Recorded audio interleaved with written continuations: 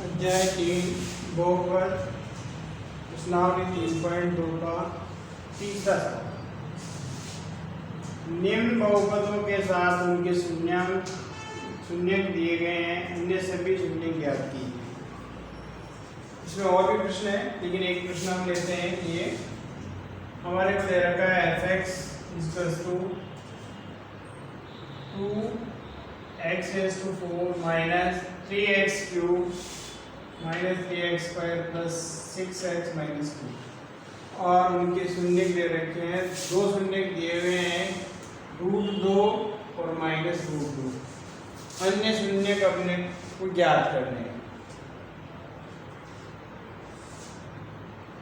तो दिया है हमें f(x) =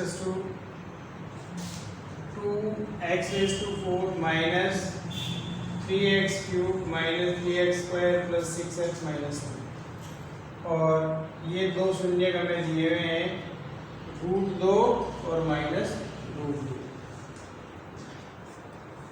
अब ये जो शून्य हमें दिए हुए हैं,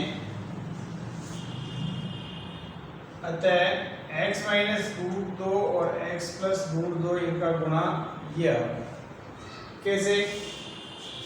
शून्य जो हमें दिए हुए हैं इसका ये हुआ है, जैसे हमें x के जो दो शून्य दिए हुए हैं, x √2 और -√2, इसका मतलब ये हुआ यदि हम इनको पक्षांतरण करें तो जैसे इसका पक्षांतरण किया, मान लो ये क्या हो गया,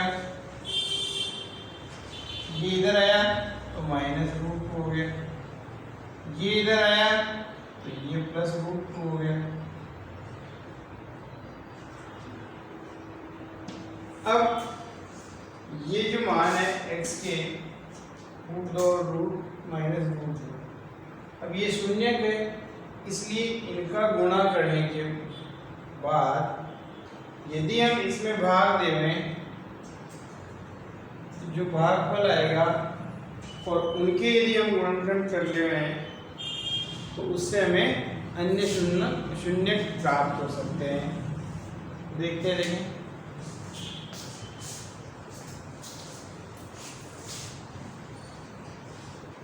ये जो राशि प्राप्त हुई है वो यहाँ से x √2 और x -√2 रखने के बाद ये वाली संख्या प्राप्त हुई और इनका गुणा किया हमने, तो ये इस तरह से x² - 2 प्राप्त हुआ। तो यानी f(x) का एक गुणनखंड होगा, ये इसका एक गुणनखंड होगा, क्योंकि शून्य है तो इसका गुणनखंड होगा ही होगा। अब हम बाकी के जो दो शून्य के वो ज्ञात करने के लिए क्या करते हैं, इसका भाग इसमें दे देते हैं, x² - 2 का भाग हमने इस व्यंजक में दिया या इस बहुपद में दिया। बीजे व्यंजकों में भाग देना हमने पहले सीखा ही है। पहला पद देखिए आप, 2x⁴, यहाँ पहला पद है आपके पास x², तो 2x⁴ के अंदर हमने x² का भाग दिया तो हमारे को प्राप्त हुए 2x²। फिर इस 2x² को इस पूरे पद से गुणा करने पे ये वाली राशि प्राप्त हुई। देखिए कैसे, 2x² को हमने x² से गुणा किया, 2x⁴, इस 2x² को -2 से गुणा किया तो -4x²। अब चूंकि x² यहाँ नहीं है इसलिए हमने सजातीय पद के नीचे सजातीय पद लिखा, ये खाली छोड़ दिया हमने। अब ये प्राप्त होने के बाद हमने इनके चिन्ह विपरीत कर दिए, ये हम कहें कि हमने इसको घटा दिया। तो यहाँ प्लस था तो ये माइनस लगा दिया, ये माइनस था तो ये प्लस हो गया, तो ये पूरा कैंसिल हो गया। हमारे पास बचा -3x⁴। यहाँ ये प्लस है और ये माइनस है, क्योंकि ये प्लस की ज़्यादा संख्या है, माइनस की कम है, तो हमारे पास में x² बच गया प्लस का। यहाँ प्लस की 4 है और माइनस के 3x² है, 3x² माइनस के हैं और प्लस के हैं 4x², इसलिए शेष आपके पास आ गया x²। आगे ऐसे कैसे उतार लेते हैं, 6x प्लस के ऐसे कैसे -2 ऐसे कैसे। अब वापस वो की हुई प्रक्रिया, यानी यहाँ पे जो पहला पद है उसमें पहले पद का भाग दीजिए, यानी यूँ कहें -3x³ में हमने x² का भाग दिया, जो मान प्राप्त हुआ वो यहाँ 3x³ में x² से दिया तो हमारे पास प्राप्त हुआ -3x। अब वापस इसको इससे गुणा करके नीचे लिखा, -3x को गुणा किया x² -2 से, तो ये बात हुआ -3x³ और -3x को -2 से गुणा किया तो प्लस 6x। x² वाला कोई पद प्राप्त नहीं हो रहा, इसलिए हमने खाली छोड़ दिया। अब इसको घटाएंगे, इससे मतलब है जो भी यहाँ चिन्ह होगा उसका विपरीत करेंगे। यहाँ -3x³ है, हमने यहाँ प्लस लगाया, ये प्लस था तो हमने माइनस लगा दिया, तो ये कैंसिल हो गया।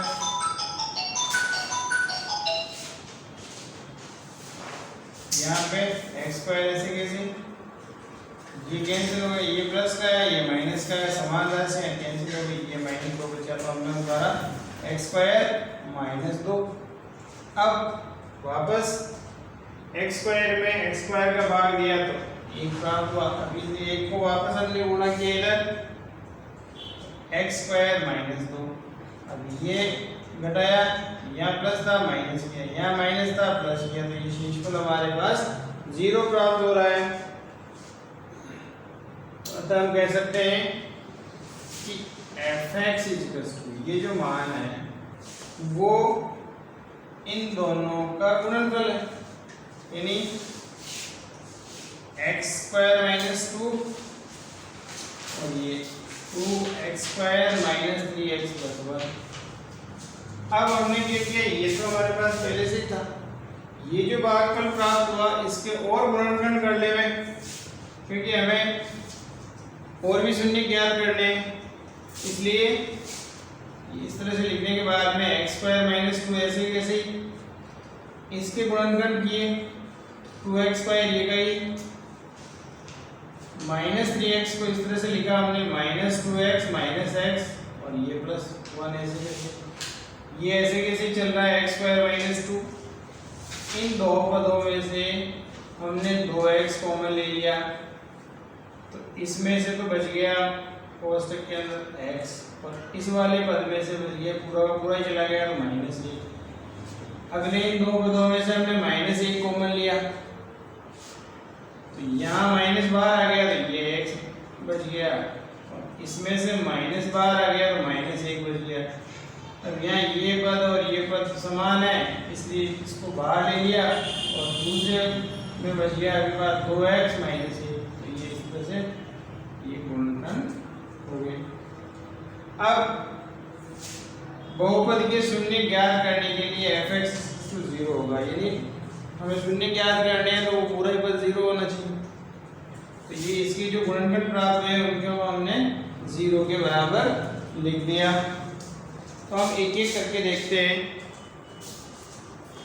कि यदि इनमें से कोई भी एक पद, यदि कोई राशि गुणा में लिखी हुई है और उनका मान यदि 0 है तो 0 कब होगा, उनमें से कोई भी एक राशि 0 होगी तभी उसका गुणनफल 0 होगा। तो या तो ये 0 है या ये 0 है या ये 0 है।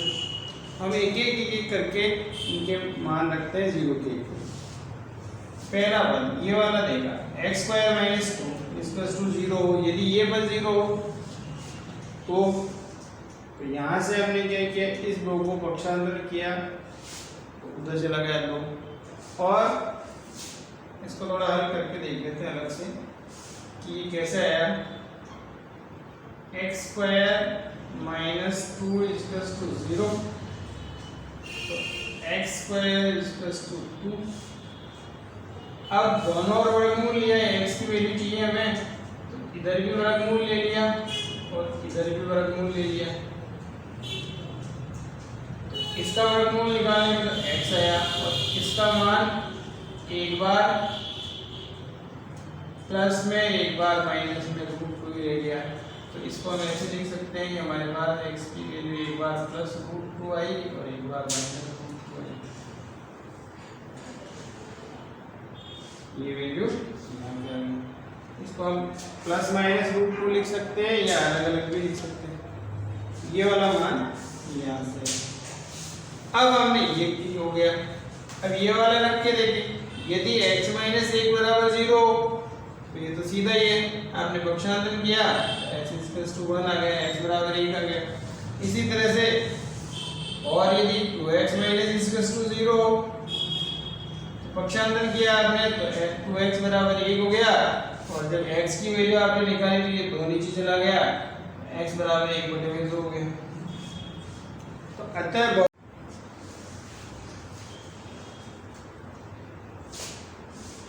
अतः बहुपद के सभी शून्य जो है हमारे पास यहाँ से प्राप्त हुए हैं। वो देखते हैं हम, देखो ये